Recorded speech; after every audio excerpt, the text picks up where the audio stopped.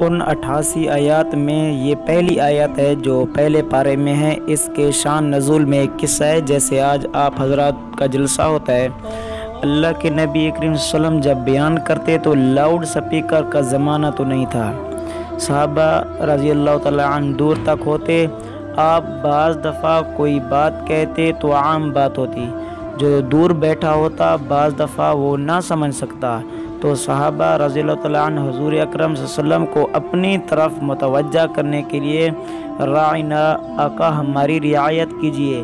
یہودی بھی آ کر اس مجلس میں بیٹھتے تھے، منافق بھی آتے تھے، لیکن واضح ہوتا کہ یہ منافق ہیں اور یہ یہودی ہیں۔ صحابہ کرام رضی اللہ تعالیٰ عنہ سے جڑ کر نہیں بیٹھتے تھے، ٹولی بنائی علیحدہ بیٹھے۔ ٹولی اور علیحدہ بیٹھنے کو قرآن نے شیعہ کہا ہے، ان الذین فرقوا دینہم وکانوا شیعا لست منہم فی شیء، وہ ٹکڑے ہیں، وہ گروہ ہیں، وہ علیحدہ بیٹھتے تھے۔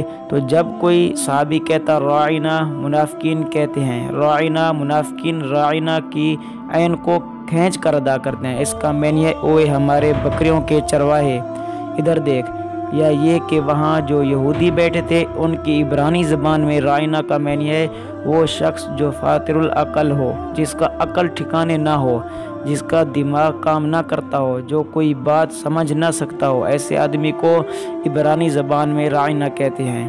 ایک یہودی نے کہا، وہاں سیدنا عبداللہ بن مسعود رضی اللہ تعالیٰ عنہ بیٹھے تھے، اٹھے اور اس کے گریبان سے پکڑا، اسے تھپڑ رسید کر کے کہا، میرے نبی کریم صلی اللہ علیہ وسلم کی مجلس سے نکل جا، آج کے بعد میں نے تجھے یہاں دیکھا تو تیری گردن قلم کر دوں گا، ہم یہ بات برداشت نہیں کرتے۔